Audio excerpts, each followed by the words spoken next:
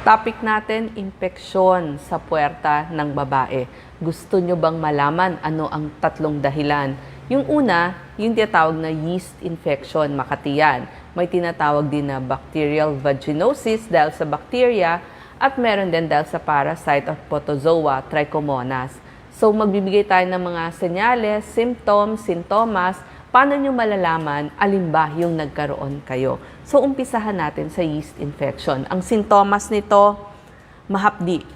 Mahapdi, makati, mainit, masakit, lalo na kapag umihi, mapula dun sa balat, magayong balat, may discharge. At nangyayari ito bago kayo magregla at nababawasan yung infeksyon pagkatapos ng regla. Nakita nila mas nagkakaroon ng mga yeast infection ay yung nagkaroon na ng pagtatalik, so yung may partner na. So, maaari kayong may tanong, ano ba yung mga tamang paniniwala o hindi tamang paniniwala sa dahilan o causes ng yeast infection. Huwag nating isipin na lahat ng infection, yung lahat ng may pangangati at discharge sa ating puwerta ay dahil lamang sa yeast infection. So, sinabi ko nga, tatlo yon. At ito ang uunahin natin. Yung paniniwala natin doon sa yeast infection, dahil ba nakipagtalik? Oo, maaaring dahilan kaya dumami ang kaso ng pagkakaroon ng yeast infection. Sabi naman ng iba, number 2, matatamis kasi ang kinain niya. Actually, yung matatamis na pagkain, wala pang patunay, pero syempre, yung mga diabetic, mas nagkakaroon sila ng yeast infection. Pagdating naman sa antibiotics, yung mga nag-take ng antibiotics, yes, maaaring magkaroon ng yeast infection kasi napapatay niya yung mga good bacteria na lactobacilli. So, mas dumadami yung yeast doon sa puwerta ng babae. Sa pagsuot naman ng damit, syempre, mas gusto natin yung mga maluluwag na damit, yung mga white underwear o yung mga iwas muna doon sa mga thong panties. Pagdating naman sa mga pag-control ng panganganak, nakita nila yung IUD, yun yung mas nagkakaroon ng mga yeast infection. Yung mga buntis, nakita din nila, mas may yeast infection kasi nga mas mataas yung kanilang estrogen. Yung mga mababa naman ng immunity o yung mga may sakit, nakikita din na posibleng magkaroon ng yeast infection, do kulang pa yung mga pag-aaral. Paano nyo malalaman kung yeast infection ba yon? Makate at ito parang kesong puti yung discharge. Bukod dun sa makati, masakit, sabi ko nga, mapula dun sa puwerta. At dahil nagkasugat na pag-ihi, mahapdi, mainit, yun yung mga nararamdaman. Ito yung mga nakikita dun sa microscope ng mga doktor, kaya kailangan yung pumunta dun sa inyong OBGYN. Pag meron kayong nararamdaman, ipakumpirma sa OBGYN, alin ba dun sa tatlong sinabi ko ang dahilan ng discharge ninyo at saka yung pangangati ng puwerta. Ito kasi yung yeast, ito po yung nakikita nila, yeast infection. Pumunta naman tayo o dumako naman tayo dun sa bacterial vaginosis. Ang pagkakaiba niya, kaya siya may drawing na isda, yung discharge niya, amoy malansa. Yung trichomonas naman o yung parasite, talagang mamumula yung puwerta ng isang babae. So, ang bacterial vaginosis, ang nangyayari kasi, ang pangunahing dahilan, merong discharge. Kulay gray, pwedeng white, kulay green ang discharge. Malansa ang amoy.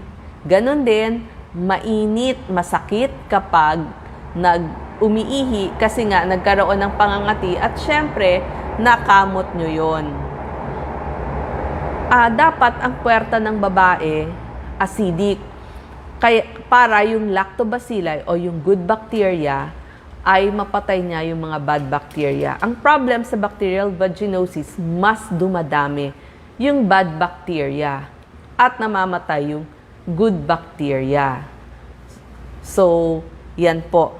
At ito ang pinaka-most common infection dun sa 15 hanggang 44 years old. So kung akala natin lahat ng pangangati ay yeast infection, hindi po. Actually, mas marami ang bacterial vaginosis. So, kailangan natin pumunta doon sa ating OBGYN kasi kailangan ng antibiotics. Doon nga sa ating kanina, doon sa ating yeast infection, ang gamutan dyan, yung mga Zol, yung mga naririnig nyo, Zol, merong pinapahid, meron din pong iniinom. Pagdating naman sa bacterial vaginosis, pwede din yung iniinom, kaya kailangan nyo magpakita sa inyong OBGYN. Antibiotics po yun, metronidazole. Pero meron na rin yung ini-insert, yung para siyang bullet at ini-insert dun sa puwerta hanggang sa kaloob-looban, pwede rin yun. So, yung inyong OBGYN ang magre-reseta at magtuturo sa inyo ano ang gagamitin nyo. Yung iniinom ba o yung ini-insert na tinatawag nating vaginal suppository. At bakit kailangan gamutin ang bacterial vaginosis? Kasi nga, maaaring madamay ang tubo o ovaryo ng isang babae at maging pelvic inflammatory disease. Ito po, pag nagkaroon tayo nito, mas mahihirapan mabuntis ang isang babae.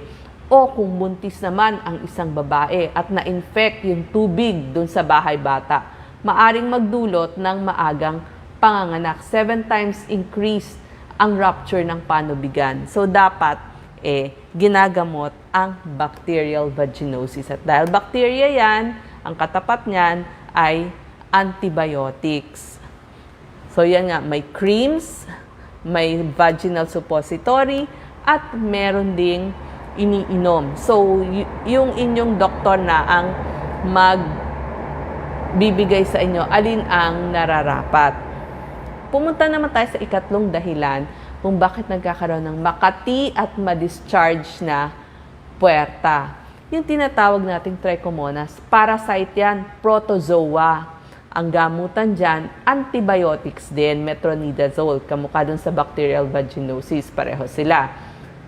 Minsan, sa lalaki, walang sintomas. Pwede sa lalaki, pwede sa babae. Pero, sa babae, ito kasi nagkaroon, ang babae, maaaring galing sa lalaki.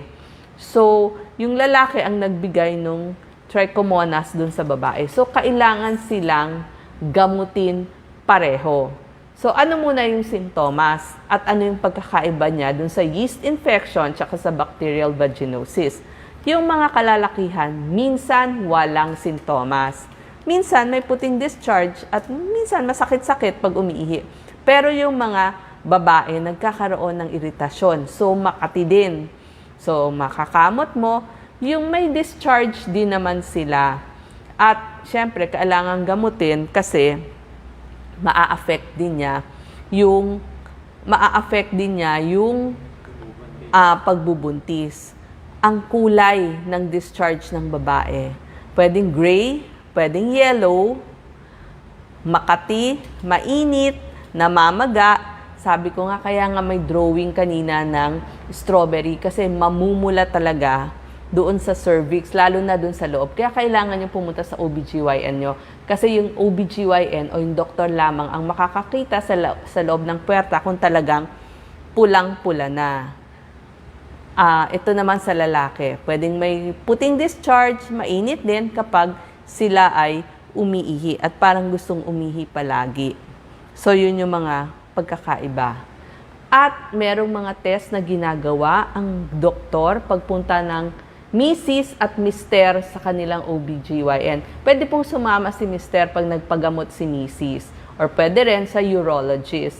Pero pwede rin naman mag-consult kasama na ni Mrs. Iku-culture po yun. May culture analysis. Titignan yung pH. May mga test pa, yung whiff test or wet preparation. So, bahala na po yung inyong OBGYN magpagamot sa inyo. So, inuulit ko, maraming dahilan ba't nagkakaroon ng pangangati at pagkakaroon ng discharge ang babae. So, tignan nyo mabuti dun sa underwear nyo. Ano ba ang kulay? Ano yung sintomas? Isulat ninyo para masabi ninyo dun sa inyong doktor. Kasi nga, pwedeng yeast infection. Pangalawa, dahil sa bacteria, bacterial vaginosis. Pwede din sa parasite, yung tinatawag nating trichomonas. So, yan yung 3 most common. Yung iba, allergy na lang yun eh. Pero ito po yung 3 most common. So, wag niyong isipin, nagkaroon ng discharge, yeast na agad. Hindi po. Pumunta sa inyong OBGYN, sa inyong doktor para ma-examine kayo. Salamat po. Tanong ng tao, pwede daw ba magka-UTI dahil dyan? Iba pa po yung UTI. Dito nga sa ating, iba pa po yung UTI. Hindi po yun dahil nagkaroon ng discharge. Ang UTI, wala po siyang discharge. Walang kulay kasi nga wala namang discharge. May amoy ba yung discharge? Wala kasi hindi naman nagdi-discharge. May pagkakaiba sa pH nung doon sa loob ng puwerta ng babae? Hindi po. Pero ang makikita nyo lang katulad o kahalintulad kung may UTI kayo, medyo masakit umihi at saka parang mainit pag umiihi. So, iba pa po yung UTI kasi kailangan mag-submit kayo ng urine test, urinalysis para makita kung merong infeksyon dun sa loob ng ihi. Ito po kasing diniscuss ko ay sa puwerta ng babae. Iba po yung ihi. Buntis siya, may discharge daw lumalabas.